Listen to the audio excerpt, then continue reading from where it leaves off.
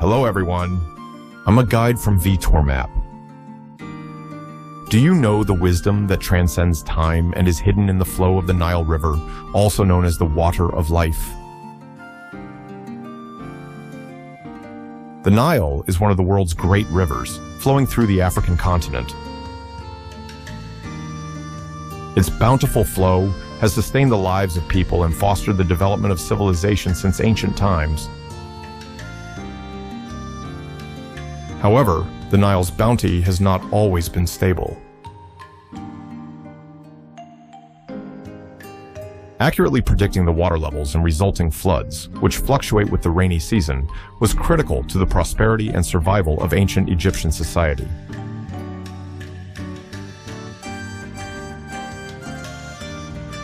The key to predicting floods was a structure called the Nilometer. At first glance, it is a modest stone structure, but its existence hides an amazing historical romance and functionality. Now, let's step into its mysterious history, along with the flow of the Nile. Get off the metro at El Malek El Saleh station and start our journey to the Nilometer. On this trip, you will not only see the Nilometer, but also some history and culture.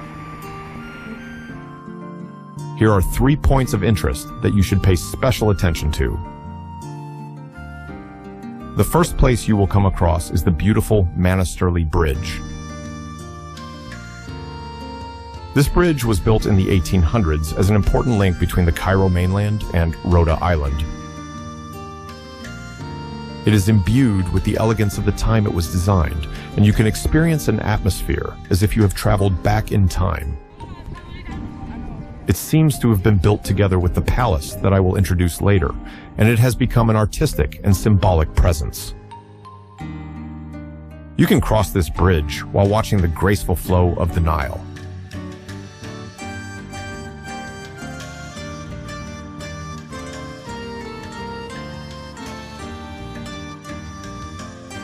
Next, you can visit the Kulthum Museum, which is essential to the history of Egyptian music. Kulthum is the Queen of Song of the Arab world, who passed away in 1975 and is still loved as a legendary singer. She demonstrated her musical talent at an early age by reciting the Quran, and her deep, emotional singing voice quickly gained a reputation.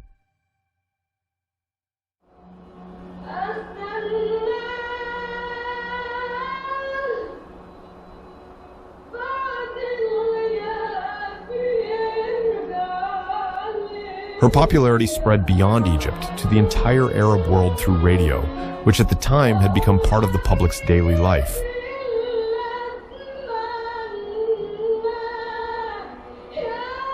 Her weekly radio concerts were special times when people would stop work and drive to listen to her songs. The museum presents her life and the role she played in the Egyptian music world. A Japanese-made radio from the period is also on display.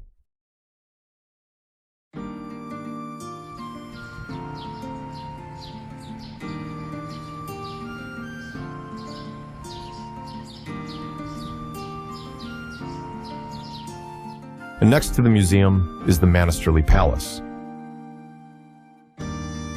This palace was built in 1851 by Hassan Fuad Pasha, the governor of Cairo.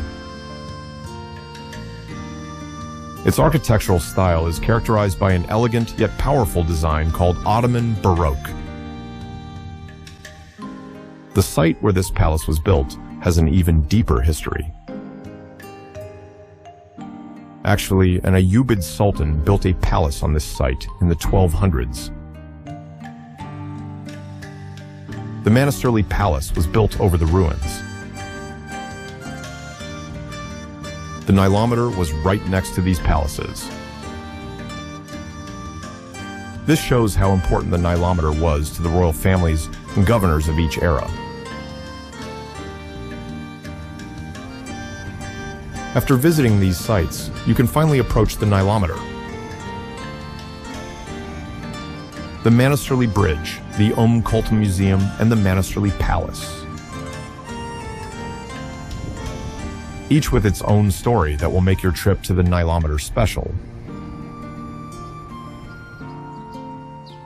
Now, I finally arrive at the highlight of the trip, the Nilometer.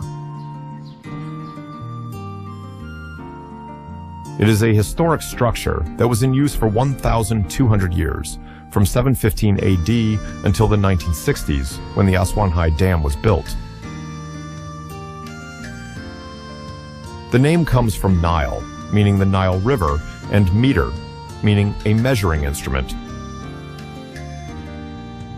For a long time, the Nilometer measured the water level and transparency of the Nile River, providing essential support for people's lives.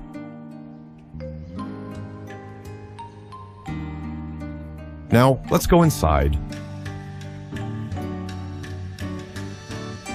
Inside the Nilometer, a vertically dug space spreads out like a deep well.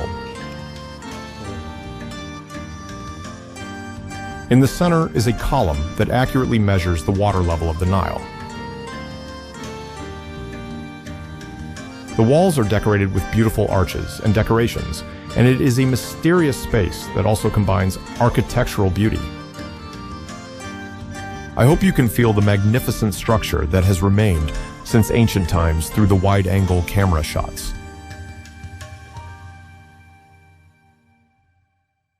When you actually go inside, you will find that the structure is dangerous.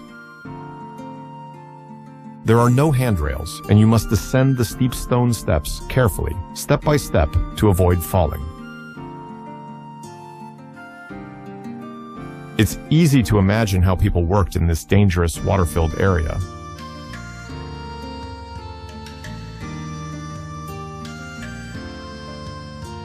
The Nilometer has been restored several times, but the current foundations were built in 861 AD under the supervision of the astronomer Al-Farghani.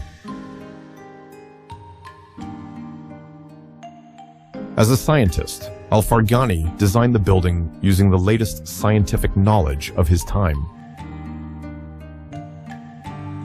His statue stands nearby as a tribute to this great pioneer. The results of measuring the water level of the Nile were used to predict the crop yield for that year. This prediction played an important role in determining the tax rate of the nation.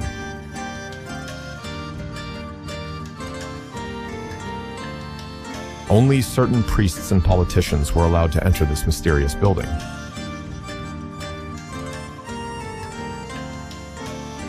They predicted the water level of the Nile and announced the results to the people as God's will.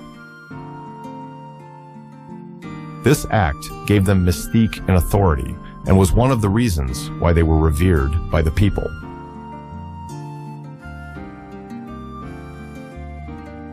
There is a structural diagram made immediately after Napoleon's Egyptian campaign. By reading it, we can understand how people in the 19th century understood the Nilometer.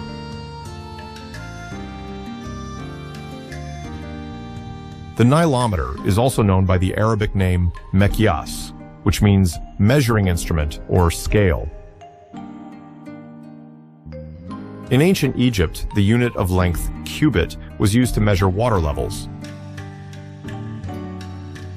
A cubit is the length from the elbow to the fingertip and is about 50 centimeters. The cylinder of the Nilometer is engraved with these units so that the water level can be measured accurately. It is interesting to note that in the 7th century, an early Islamic politician reported to the Caliph on the level of the Nile and its effects. When the water level reaches 14 cubits, a good harvest is expected. When it reaches 16 cubits, a good harvest. And when it reaches 17 cubits, the ideal level. However, it is reported that if the water level exceeds 18 cubits, a flood will inundate a quarter of Egypt, followed by the spread of the plague.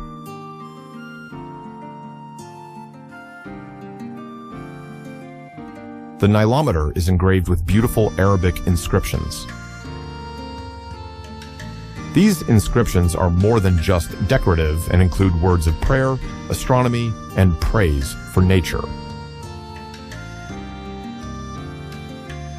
It is clear that the Nilometer was not just a measuring instrument, but a special entity that combined faith and learning.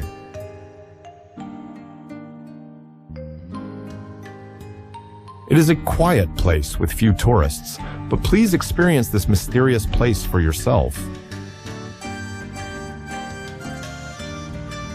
You will be able to experience for yourself how great the Nile was at the center of Egyptian civilization, and how great human wisdom was.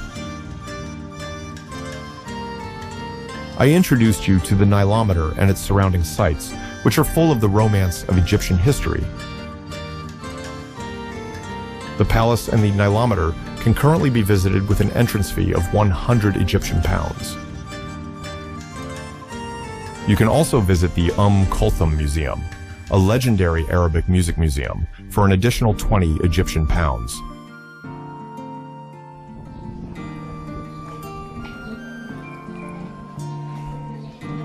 From here, you can walk about 30 minutes to the Coptic Quarter in Old Cairo.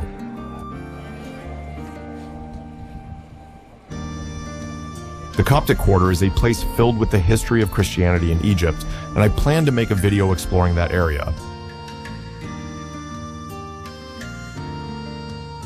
I want to explore with you the depths of the history woven by ancient Egypt, Islamic culture, and Christianity.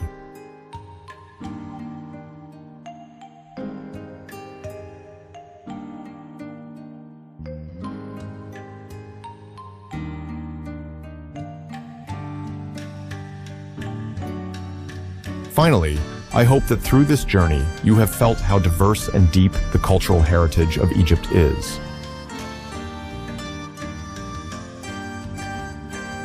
I will continue to explore historical relics and hidden attractions on this channel and bring their charm to you.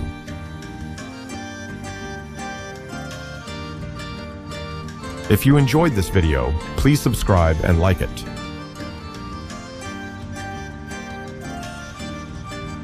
See you in the next video.